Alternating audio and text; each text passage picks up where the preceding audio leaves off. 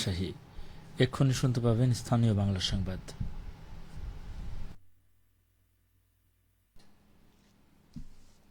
আসসালামু আলাইকুম। বাংলাদেশ বেতার, রাজশাহী। স্থানীয় সংবাদ পড়ছি উম্মে সালমা।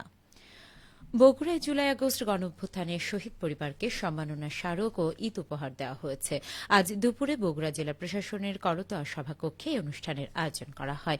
অনুষ্ঠানে প্রধান অতিথি ছিলেন জেলা প্রশাসক হোসনা আফরোজা। এ সময় উপস্থিত ছিলেন জেলা পুলিশ সুপার জেদান আল মুসা, অতিরিক্ত জেলা প্রশাসক মোহাম্মদ মেজবাউল করিম, ডেপুটি সিভিল সার্জন সাজ্জাদুল হক প্রমুখ। জেলা প্রশাসন সূত্রে জানা গেছে, বগুড়ায় জুলাই আগস্ট গণঅভ্যুত্থানে ১৬ জন শহীদ হয়েছেন। তাদের নাম সরকারি গেজেটে এসেছে। দেশের জন্য তাদের ত্যাগ কোনো কিছুর বিনিময়েই শোধ করার নয়। তাদের আত্মত্যাগে এসেছে এই পরিবর্তন। এই শ্রেষ্ঠ সন্তানদের আজীবন মনে রাখবে জাতি। একই সাথে জেলা পুনাকের উদ্যোগে শহীদ পরিবারকে ঈদ উপহার দেওয়া হয়। জেলা প্রশাসক হোসনা আফরোজা জানান, শহীদ হওয়া ছাড়াও গত জুলাই আগস্ট গণঅভ্যুত্থানে বগুড়ায় আহতের মধ্যে ৫৫৬ জনের নামে গেজেট হয়েছে। এর মধ্যে প্রথম ধাপে জুলাই ফাউন্ডেশন থেকে পাওয়া তালিকা অনুযায়ী এ এবং বি ক্যাটাগরিতে ৩৫ জনকে সরকারি অনুদান দেওয়া হয়েছে। নাটোরে জেলা প্রশাসকের পুরনো ডাক বাংলোর ভেতর থেকে দ্বাদশ জাতীয় সংসদ নির্বাচনে সিলমারা ১০০ বস্তা ব্যালট পেপার ও কম্পিউটার হার্ডডিস্ক সহ যন্ত্রাংশ উদ্ধার করেছে পুলিশ। এর আগে পাশের তালাবপুকুর থেকে ৪টি শটগান সহ ৬টি আগ্নেয়াস্ত্র উদ্ধার করা হয়।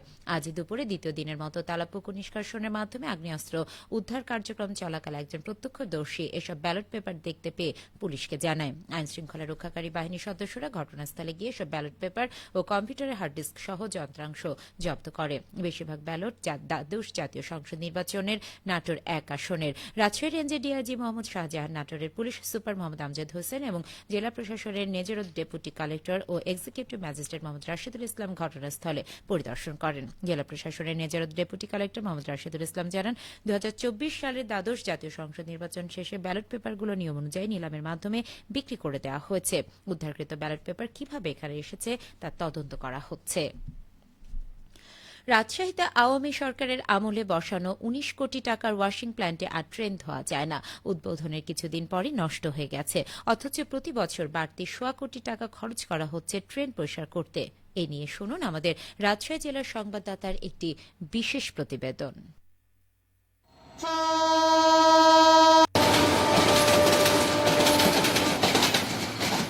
ট্রেন ধোয়ার জন্য ২০২১ সালের নভেম্বরে রাজশাহীতে একটি ওয়াশিং প্ল্যান্ট উদ্বোধন করা হয়। এরপর মাঝে মধ্যে ট্রেন ধোয়া হতো, তবে গত বছরের এপ্রিল থেকে পুরোপুরি নষ্ট হয়ে পড়ে আছে। ফলে আবার আগের মতোই হাতে ট্রেন পরিষ্কার করা হচ্ছে বলে জানিয়েছেন এ কাজের সঙ্গে জড়িতরা। এটা বছর খানিক থেকে নষ্ট হয়ে আছে, পুরো সেকশনই নষ্ট, কাজ হয় না। এটা এখন কিভাবে কি জন্য নষ্ট হলো এটা কিভাবে বলবো, স্যাররাই বলতে পারবে ভালো। গাড়ি যে পরিষ্কার হয় সেটা হলো যে ওই কন্ট্রাক্টরের মাধ্যমে ওই গাড়ি ধোলাই করা হয় এবং ওই পানি দেওয়া হয়। যারা পরিষ্কার পরিচ্ছন্ন কর্মী আছে, ওরা এসি চেয়ার, এসি কেবিন, শোভন চেয়ার, এই সমস্ত কাজগুলা ওরা করে। আর ট্রেন ওয়াশিং এর দায়িত্বে থাকা রেলওয়ে TXR শাখার ঊর্ধ্বতন উপসহকারী প্রকৌশলী কুরবান আলী জানিয়েছেন, রাজশাহীতে ঠিকাদারি প্রতিষ্ঠানের মাধ্যমে শ্রমিক দিয়ে কেবল ট্রেনের ভেতরের অংশ পরিষ্কার করা হয়। এখন হলো সেটা ম্যানুয়ালি করা হচ্ছে। যদি ম্যানুয়ালি করা হলো, আমরা যেহেতু থার্ড পার্টিতে কাজ করি, থার্ড পার্টির এগ্রিমেন্টে আমার আউটসাইড নাই। তথাপি অন রিকোয়েস্টে বিশেষ ক্ষেত্রে ভারী যদি ময়লা থাকে ওদেরকে বললে ওরা করে দিতেছে। এখন আপাতত এইভাবে চলতেছে। এদিকে ওয়াশিং প্ল্যান্টটিতে স্বয়ংক্রিয় ব্রাশ, সাবান পানি ও সাধারণ পানি ছিটানোর ব্যবস্থা এবং কয়েকটি বৈদ্যুতিক পাখা রয়েছে। তবে এটি পরিচালনার জন্য রেলওয়ের দক্ষ জনবল নেই বলে জানিয়েছেন কোরবান আলী।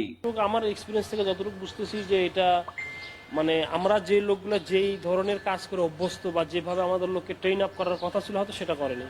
নষ্ট হয়ে পড়ে থাকা এই ওয়াশিং প্ল্যান্টটি ফের চালু করতে চলছে চিঠি চালাচালি। জিয়াউল গনি সেলিম, জেলা সংবাদদাতা, বাংলাদেশ বেতার, রাজশাহী। আমাদের রাজশাহী জেলার সংবাদদাতার বিশেষ প্রতিবেদনটি শুনলেন।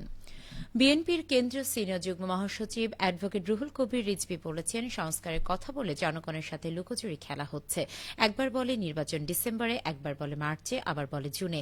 কেন এমন লুকোচুরি করছে অন্তর্বর্তীকালীন সরকার? সংস্কার একটি চলমান প্রক্রিয়া। সংস্কারের আইনি প্রক্রিয়া বাস্তবায়ন করবে জনগণের দ্বারা নির্বাচিত সরকার। আজ দুপুরে সিরাজগঞ্জের বেলকুচি উপজেলার তামাই মাদ্রাসা মাঠে শহীদ পরিবারের জন্য বিএনপি চেয়ারপারসন তারেক রহমানের পাঠানো উপহার হস্তান্তর, হতদরিদ্রদের মাঝে খাবার ও ঈদ বস্ত্র বিতরণ অনুষ্ঠানে প্রধান অতিথির বক্তব্যে তিনি এ কথাগুলো বলেন। অনুষ্ঠানে আরও উপস্থিত ছিলেন বাংলাদেশ জাতীয়তাবাদী দল রাজশাহী বিভাগীয় সহ সাংগঠনিক সম্পাদক আমিরুল ইসলাম খান আলিম সহ স্থানীয় নেতৃবৃন্দ। সবশেষে আবহাওয়া। আজ রাজশাহীতে সর্বোচ্চ তাপমাত্রা ছিল 38.4 ডিগ্রি এবং সর্বনিম্ন 19.6 ডিগ্রি সেলসিয়াস। সন্ধ্যা 6টায় বাতাসে আপেক্ষিক আর্দ্রতার পরিমাণ ছিল 26%।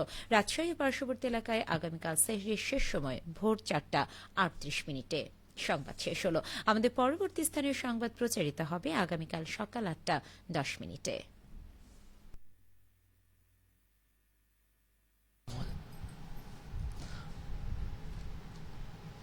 বাংলাদেশ বেতার।